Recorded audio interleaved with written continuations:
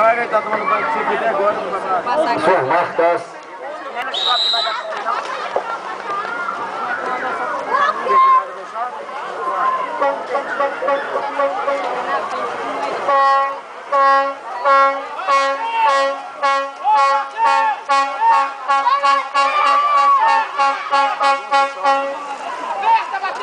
Dentro do tá multiplicando as formagens do shopping.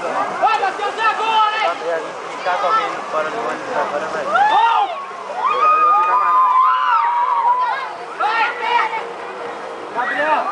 E atenção, a próxima prova será borboleta. Então, vai ter logo de cara um rebalizamento. Então, atletas do pré-mirim 2, do mini-mirim e do pré-mirim compareçam com urgência ao balizamento, que vai acontecer o rebalizamento da prova 41, 43 e 45. Atenção, técnicos, reúnam seus atletas para as próximas provas de borboleta. Não é primeiro,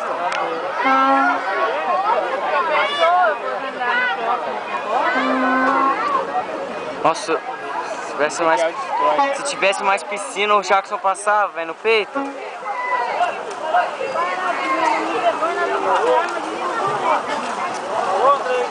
Olha o Dudu, velho, nadando borboleta, velho. Caralho. Nossa, vai passar. Velho, vai dar pra ele, vai passar ainda.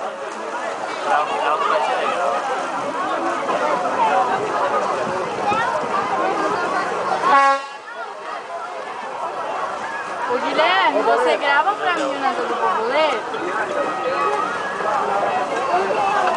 Mané, grava o meu borboleta também.